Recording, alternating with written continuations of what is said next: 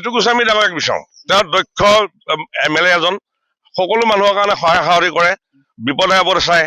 ৰাস্তা ঘাট যদিও আমাৰ আগতে উন্নত নাছিল, তেওঁ অহাৰ পৰা কিছু হ'লেও হৈছে, আৰু অন্যান্য জেগাত ব্ৰহ্মপুৰ সমষ্টিৰ পৰা চুকে কাৰণে হৈছে। আমাৰ নতুন যিখিনি সোমাইছে সমষ্টি বিভাগৰ ভিতৰত, তাতো যিমানখিনি পাৰে কৰিছে আৰু কৰিব তেখেতে। তেনেকুৱা এটা দক্ষ বিধায়ক নাপায়, আমি দুৰ্বল কিবা কিবি কিছুমানক চিনি পাই আমাৰ লাভ নাই। কিন্তু দেখিবলৈ পোৱা গৈছে যে ইতিমধ্যে মণিমাধৱ মহন্তই ইতিমধ্যে প্ৰচাৰ কাৰ্য চলাইছে অগপৰ ফালৰ পৰা। তেখেতেও টিকেটৰ প্ৰাৰ্থিত্বৰ প্ৰবল দাবীদাৰ। বাহিৰে কিন্তু বহুতে টিকেট বিচাৰিলে ভোট পাব, এইটো কথা নহয়। আমাৰ সমষ্টিৰ ৰাইজৰ কথা আছে, সমষ্টিৰ ৰাইজৰ উন্নয়নৰ আমাৰ কথা আছে। যদি উন্নয়ন নহয়, কিছুমান আমাৰ দলৰ যিকোনো মানুহে আহি আমাক প্ৰচাৰ চলাব বুলিলে তেওঁ ভোট পাব, এইটো কথা নহয়।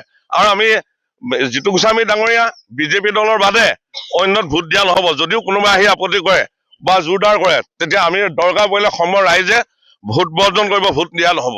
ব্ৰহ্মপুৰ সমষ্টিত জিতু গোস্বামী ডাঙৰীয়াৰ নিচিনা কৰ্মদক্ষ বিধায়ক অদূৰ ভৱিষ্যতেও ৰাইজে বিচাৰে। যুগে যুগে যেন তেখেত আমাৰ ব্ৰহ্মপুৰ সমষ্টিতেই জয়ী হৈ থাকক, তাৰে আমি আশা কৰিছোঁ। আৰু সমগ্ৰ ব্ৰহ্মপুৰবাসীৰ হৈ মই নিজেই ক'ব পাৰোঁ, কাৰণ বিভিন্ন সভাই সমিতিয়ে গৈছোঁ, গম পাইছোঁ জিতু গোস্বামীৰ বাহিৰে বেলেগ বিকল্প নাই। প্ৰতিষ্ঠান বিৰোধী ধোৱা আছে বুলি কৈছে জিতু গোস্বামীৰ বিৰুদ্ধে মণিমাধৱ মহন্তই। মণিমাধৱ মহন্ত মানে গণপৰিষদৰতো কোনো ভেটিয়ে নাই, শিপাডালেই নাই, শিপাই নাই তেওঁলোকৰ। গতিকে মণিমাধৱ মহন্তক ইয়াত কোনো মানুহে চিনি নাপায়।